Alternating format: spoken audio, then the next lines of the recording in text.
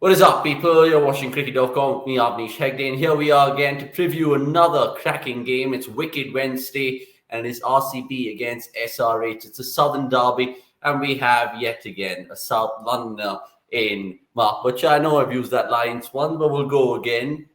Talk to me about RCB. Can they get top two? Because that's the pivotal question today. Well, I mean, it's possible, isn't it? They beat Sunrisers tomorrow, and then they have the chance of knocking over Delhi in what would be Delhi's last game, so they could finish up on 20 points. I mean, the differential in net run rate could be an issue. It is possible, just. It is, and hopefully they get the job done against SRH. We'll come to the match dynamics in a bit and predictions, and of course, a lot of things to talk about. But I want to ask you about RCB. I mean, if you do see them contend for the IPL, which four foreigners would you play first and foremost before we get into the other nitty-gritties? Well, okay. Well, I mean, Glenn Maxwell is number one. I love the fact that George Garton has got a gig with RCB because I think he's going to be a superstar in international and in franchise cricket around the world. Terrific athlete, left arm, quick, genuinely quick, got real good slow balls, brilliant fielder, smashes it out of the park. I mean, he's kind of got everything. So I mean, he would certainly be in the side. AB de Villiers has been quiet, but you know, he's still AB de Villiers. And Dan Christian, in sort of like the back end of his career, has become a terrific performer in short form cricket. So look, I like the way that they lined up in their last outing against the Punjab Kings, and I suspect that they'll go something similar to that again this time. Yeah, I like George Garton. Once we signed him up as a replacement, all RCB fans would know that we've got a left arm before from England who has a great slow ball, who's a good athlete, and that was Timal Mills, and he didn't work out. But hopefully, fingers crossed, that George Garton works out. But a couple of other names that you might have missed out there. Hasaranga, I mean, Sri Lanka's finest white ball player right now. Kyle Jamieson, who was pocketed for a lot of money in the auction as well. Do you think they will fit in the larger scheme of things for perhaps next year? Yeah, I think so. Well, I mean, Jamieson was part of the reason why RCB got off to such a good start back in India. So yeah, I mean, that, you know, how many they have, they'll end up with 8 or something. I suspect Jamieson will be a part of that as well. If I were RCB, I'd be trying to get hold of somebody like, I don't know, Adam Milne, trying to wrestle him away from where he is at the moment, just to shore up the fast bowling stocks. I mean, that's always been a problem for them. Batting wise, they've never had an issue, but you know, and that's why I think Garton, it could be quite important for them going forward, because Garton is not, you know, you mentioned Timal Mills. Mills is you know, was out and out fast bowler, doesn't really do much else. Garton is a genuine sort of three-dimensional player, and if one thing that RCB have struggled with over the years, and that is that if the big three, and you can now add Padikal to that, didn't make the sort of runs that you'd want them to, then they'd be lacking in runs in that sort of middle order, the positions 5 and below.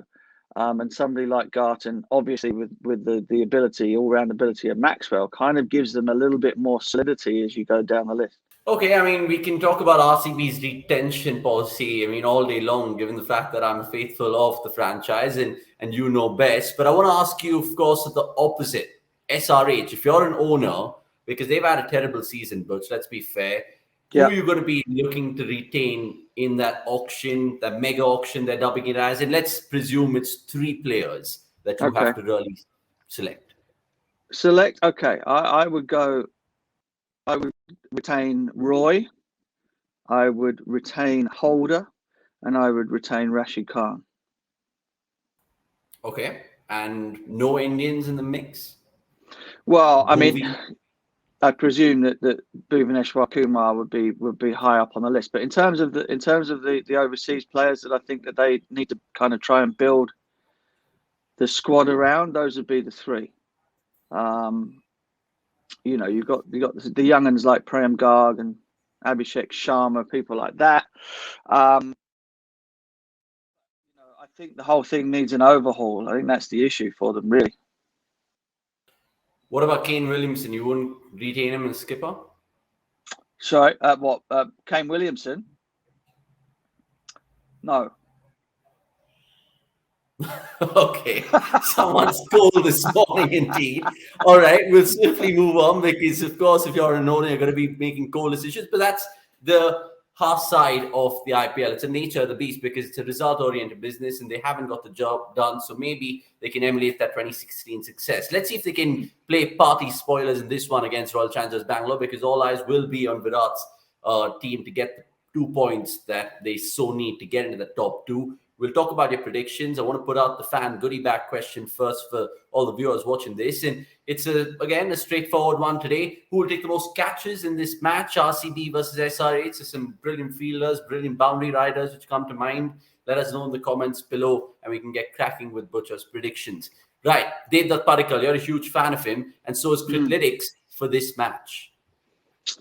Yeah, I mean, it's quite a good call. He generally, I mean, his form has been so consistent, hasn't it, in the IPL? I mean, it's one thing to sort of to be able to go out there and strike at very high rates. It's another thing to sort of consistently churn out scores, even in the lower scoring games. So, I mean, I think it's a pretty compelling choice by the computer. However,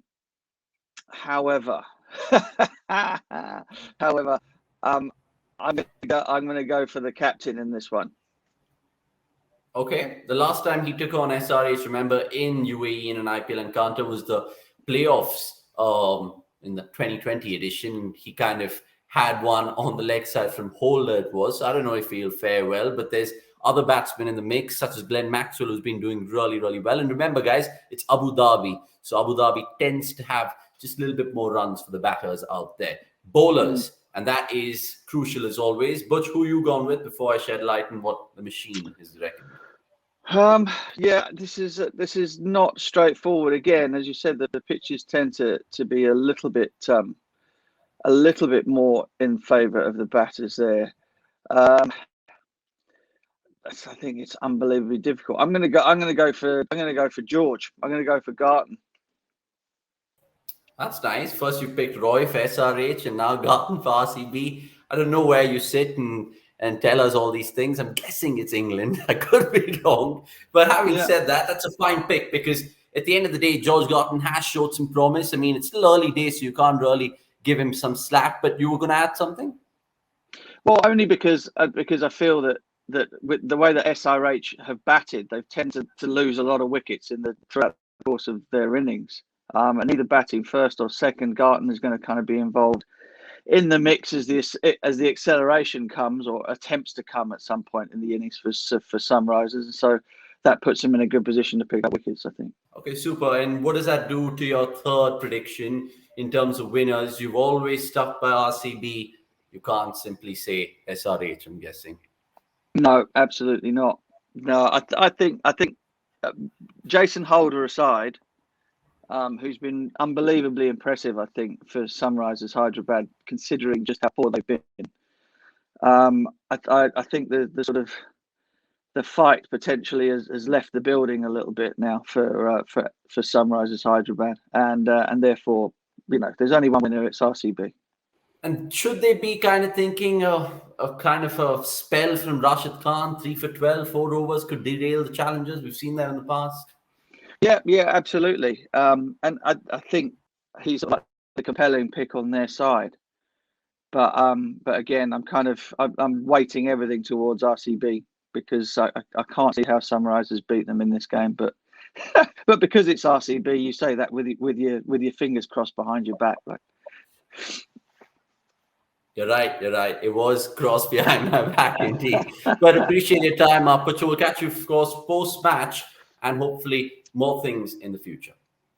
So that was Mark Butcher just lending his insight about RCB SRH. You can check out more videos on the cricket.com channel on YouTube, of course. So subscribe and like. Don't forget, you can like this or this one, as you can see.